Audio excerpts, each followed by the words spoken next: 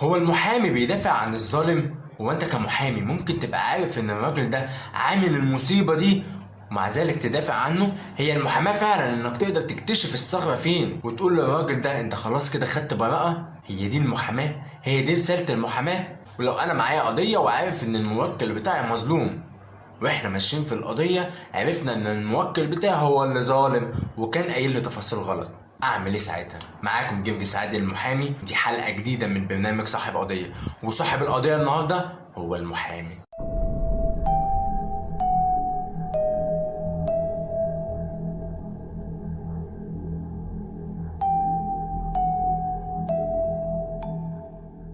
بتجيلنا الاسئله دي كتير، لو انت كنت عارف ان الموكل بتاعك ظالم هتدافع عنه؟ اكيد طبعا لا. امال المحامي بيعمل ايه؟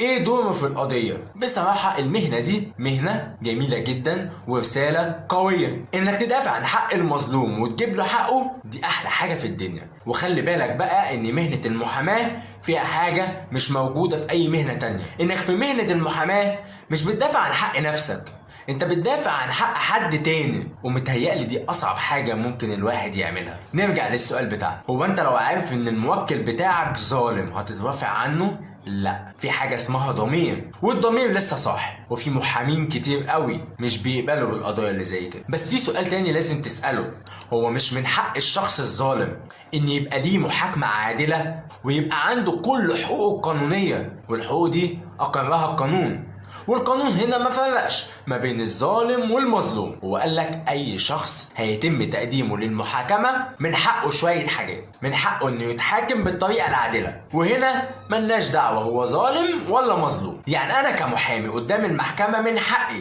ان اتاكد ان الشخص ده ايا كان هو ظالم او مظلوم المحكمة اتخذت كافة الإجراءات القانونية تجاهه، وكده يبقى تقدم لمحاكمة عادلة. احنا كده لغاية دلوقتي ما اتكلمناش في حقه وما اتكلمناش هل فعلا هو ظالم ولا مظلوم، بس أنا ببين لك جزء من الواقع، ببين لك جزء من الحقيقة. وأقول تاني هو من حقه كشخص طبيعي إن يتقدم لمحاكمة عادلة، زي لما واحد يكون سايق على الطريق السريع ويخبط واحد والشخص ده يموت، اعرف ان هو بيتحاكم بجريمة القتل العمد. هنا انا دوري كمحامي ان اصحح واقول ان الشخص ده ما قتلش قتل عمد، ده كان قتل خطأ، وهنا انا بحفظ حقه وان يبقى عنده محاكمة عادلة. هو ده دوري كمحامي. اما بقى لو هو فعلا شخص مظلوم، لا هنا الكلام بيختلف، انا ببتدي ماشي معاه لغاية لما ياخد حقه تالت ومتلت.